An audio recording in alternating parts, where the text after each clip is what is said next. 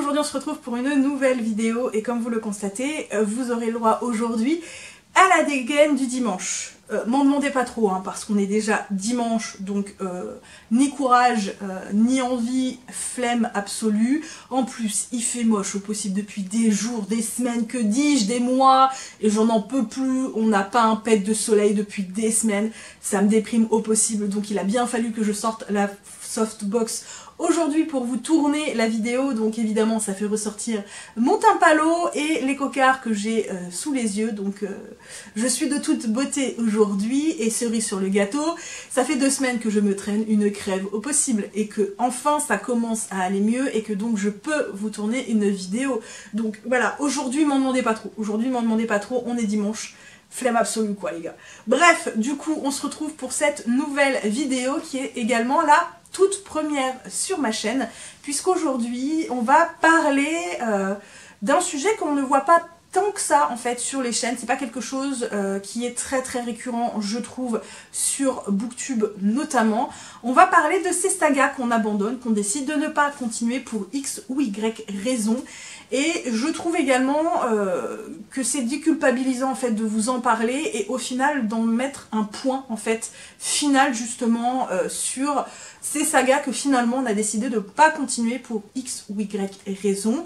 Et j'en avais bien besoin en fait de déculpabiliser finalement de ces sagas qui traînent dans ma pile à lire depuis parfois des années et que je n'avance plus depuis un certain nombre de temps, qui peut être des semaines à plusieurs mois, voire plusieurs années, et que j'étais là en train de me dire il faut que je les continue, il faut que je les continue, il faut que je les continue, il faut que je les continue, et en fait j'ai plus l'envie de les continuer, j'ai plus l'envie, j'ai plus la foi, ça m'intéresse plus pour diverses raisons.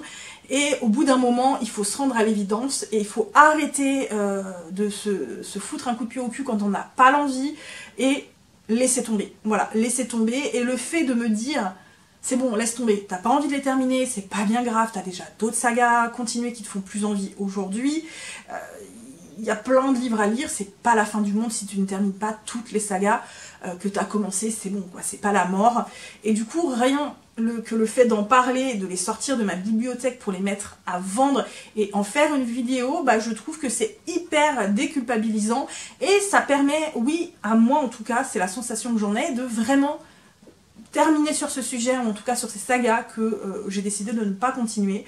Et je trouve qu'en parler aussi, ça peut être sympa parce qu'on parle souvent de ces livres qu'on continue, de ces sagas, mais on parle jamais réellement finalement de ces sagas que finalement on a lu, ou en tout cas on a commencé, on a bien aimé ou pas, et que on ne dit pas vraiment qu'on va les continuer ou pas, et finalement ça reste un petit peu en suspens. C'est des sagas, est-ce qu'on va les continuer ou pas, vous le savez pas forcément, donc on en met un point final, c'est très bien comme ça. Bref, du coup, dans cette vidéo, j'ai 5 romans, en tout cas 5 sagas à vous présenter, dont une que j'ai déjà vendue et 2 graphiques également que j'ai décidé de ne pas continuer.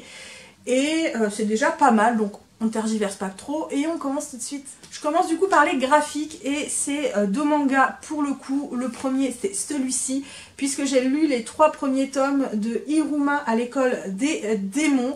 Et ici on suit un jeune garçon, donc Iruma, qui a été vendu par ses parents à un démon de l'enfer. Le pauvre, il est désespéré, il se dit que mais qu'est-ce que j'ai fait au bon Dieu pour que ces choses-là m'arrivent. Déjà c'est un poissard pas possible. Et en fait, le démon qu'il a acheté veut absolument l'adopter parce que tous ses amis rivaux de son âge sont tous parents et grands-parents, et lui c'est le seul à ne pas être grand-parent, donc il est désespéré. Il va donc en faire son petit-fils et l'envoyer à l'école des démons, sauf que c'est un petit peu compliqué quand on est le seul humain hein, dans le monde où l'on est. Voilà, ça donne des situations extrêmement cocasses, ça parle d'amitié, ça parle de différence, c'est extrêmement drôle, c'était extrêmement jouissif à lire, sauf que j'ai regardé l'animé et que le manga reprend exactement l'animé, en tout cas l'animé reprend exactement directement le manga.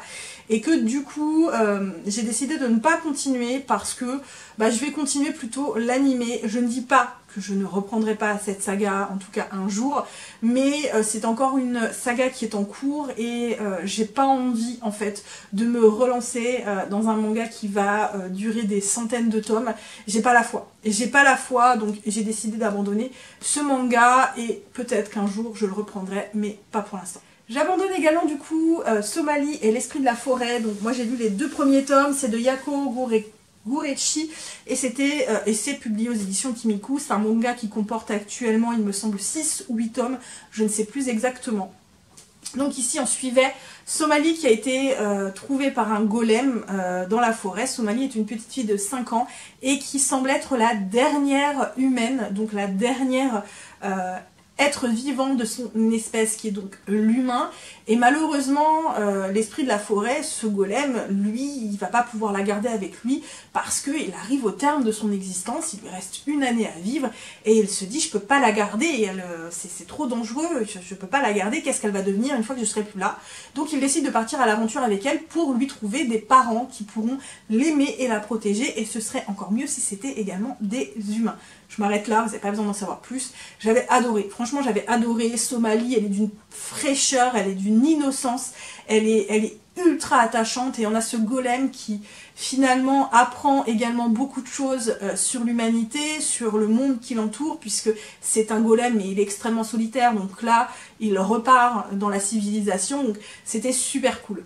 J'ai abandonné finalement, là pas parce que j'ai plus envie de continuer ou quoi que ce soit, mais parce que malheureusement le ou la mangaka a décidé d'arrêter ce manga pour des gros problèmes de santé, et elle ne sait pas en fait quand est-ce qu'elle pourra, ou si elle pourra finalement reprendre ce manga. Donc ce manga n'a pas de fin, et on ne sait pas si un jour il y aura une fin, il y aura la possibilité d'avoir une suite, et donc moi je vais pas attendre indéfiniment qu'une suite sorte ou pas. J'ai donc décidé d'arrêter ce manga. Malheureusement, si un jour le manga reprend, pourquoi pas, mais actuellement ça sert à rien, puisque de toute façon la mangaka ou la mangaka a elle-même décidé d'arrêter complètement la saga, en tout cas actuellement, donc ça sert à rien de continuer. Je continue du coup avec les romans et je commence tout de suite avec la saga de The Inherent Game. Donc j'avais lu le premier tome, d'ailleurs je l'avais en format papier mais il est revendu. J'avais bien aimé, sincèrement j'avais plutôt bien aimé, je trouvais que c'était fun, on n'avait pas le temps de s'ennuyer, puisqu'ici on suit une jeune femme qui n'a absolument rien, qui est assez pauvre et qui du jour au lendemain va se retrouver être l'héritière d'un homme méga riche. Quand je dis méga riche, c'est le mec il est multimilliardaire et la seule condition pour obtenir cet héritage, c'est de vivre dans la maison familiale pendant 1 an avec les petits-enfants de cet homme. Et autant vous dire qu'il va se passer tout plein de choses, des énigmes à résoudre, un triangle amoureux, des personnages assez mystérieux. Et franchement, oui, j'avais trouvé ça plutôt cool, plutôt sympa, mais finalement, je ne ressentais pas le besoin, en fait, de continuer cette saga. J'avais bien aimé le premier tome, mais pour moi, ce tome-là se suffisait à lui-même, même si évidemment on n'a pas toutes les réponses. Moi, j'avais pas spécifiquement envie d'en savoir plus. Voilà, après réflexion, je me suis dit, ouais, j'ai pas envie en fait. J'ai pas envie, le premier tome était sympa, mais sans plus. Voilà, j'ai bien aimé sans plus. Du coup, j'ai pas tergiversé très longtemps pour ce roman, ou en tout cas cette saga. Je l'ai mis en vente très vite et j'ai décidé assez rapidement de l'abandonner. Et donc, vous n'aurez jamais la suite, en tout cas sur ma chaîne, de cette saga. Je continue par une autre saga qui avait été quand même déjà bien entamée, puisque j'avais lu 4 tomes. Mais aujourd'hui, je réalise que j'ai plus vraiment envie de lire cette saga. J'ai plus envie de la lire, sachant que j'ai déjà 7 tomes dans ma pile à lire. Hein. C'est énorme, mais j'ai 7 tomes et... j'ai réalisé que j'avais plus du tout envie de continuer la saga de l'apprenti épouvanteur de Joseph Delaney aux éditions Bayard Jeunesse. Voilà, je vous dis, j'ai bien aimé les 4 premiers tomes que j'ai lus, puisqu'ici on suit le 7e fils d'un 7e fils qui va devenir l'apprenti de l'épouvanteur pour lui-même devenir épouvanteur un jour. Et donc on le suit au fur et à mesure de ses années dans son apprentissage. Donc moi je me suis arrêtée à sa 4e année au final, donc au début il a pareil 10-11 ans quand on le rencontre, là il doit avoir 13-14 ans. J'ai plutôt bien aimé les 4 premiers tomes, même si je vous avoue que j'ai plus vraiment de souvenirs en fait des 4 précédents tomes. J'ai plus vraiment de souvenirs de ce qui s'y passe, j'ai plus de souvenirs du premier tome, mais les autres tomes, j'avais bien aimé, mais ouais, je me souviens plus vraiment. Et je me dis, il y a 14 tomes dans la première saga, ensuite il y a une autre saga de l'auteur qui suit la première saga, donc on suit Thomas qui est lui-même devenu un épouvanteur et qui va avoir un apprenti épouvanteur également. Et j'ai pas la foi en fait d'aller jusqu'au bout. J'ai pas la foi. Voilà, j'ai pas la foi. Je me dis qu'un jour j'aurais peut-être envie de reprendre, mais si je reprends, bah ce sera en format électronique et pas en format papier parce que j'ai pas la foi non plus de me reprendre tous les tomes. La saga que j'ai décidé de ne pas continuer non plus, donc c'est une trilogie, j'avais lu le premier tome, j'ai le deuxième tome dans ma bibliothèque, et après mûre réflexion, j'ai décidé que j'avais pas envie en fait de lire la suite. Il s'agit de la saga d'Illuminae, donc de Amy Kaufman et Jay Christophe aux éditions Casterman. Donc Illuminae c'est le premier tome, donc dossier Alexander, et le deuxième tome c'est, je ne sais plus exactement, je ne sais plus, bref. Je me souviens plus vraiment de ce qui se passe dans le premier tome. Voilà. Le format est très sympa, le format de lecture reste très sympa. Mais est-ce que j'ai envie de me retourner le livre dans tous les sens pour tout lire, pour machin et tout? Bah non, pas forcément. Est-ce que j'ai envie de retourner dans ce genre de roman où il va encore se passer la même chose que le premier tome, sauf que ce sera avec 2 personnages différents? Donc non, ouais, non. Là, je vous avoue que j'ai pas la foi. J'ai pas la foi, j'ai pas envie, j'ai pas... Ça me donne pas envie en fait. Le premier tome pour moi c'est pareil, se suffit à lui-même. C'était très bien. Moi quand je l'ai lu, je pensais que c'était qu'un seul tome et qu'il n'y aurait pas de suite. Et finalement, bah si, il y a une suite. Donc voilà. Et là, ça fait tellement longtemps que j'ai pas envie de relire le tome 1 en fait pour me le remémorer et pour pouvoir enchaîner avec le tome 2. J'ai pas envie, du coup je me suis dit que ça servait à rien de se faire du mal. Et que du coup j'allais pas continuer cette saga, tant pis c'est pas grave. Celui-ci je m'attendais pas à l'abandonner, pour tout vous avouer, j'avais très envie de le continuer. Et en fait je me suis rendu compte que quand je me suis remise dedans, bah ça passait plus. Voilà, ça passait plus, j'avais plus envie, j'en avais pas retrouvé les sensations que j'avais retrouvées à ma première lecture.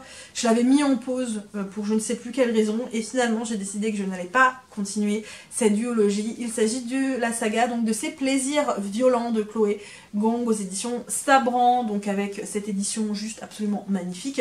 Donc ici on a une réécriture de Roméo et Juliette dans la Chine des années 20, donc ici on a 2 clans encore une fois qui se font la guerre, et à côté de ça on a une créature un petit peu particulière, on ne sait pas trop ce qui se passe, qui tue tout le monde sur son passage, hein. Ça devient même littéralement une épidémie, et que voilà. Donc j'avais lu à peu près la moitié de ce premier tome, j'avais plutôt bien aimé, j'étais bien dedans, il y a plein de personnages, c'est très sympa.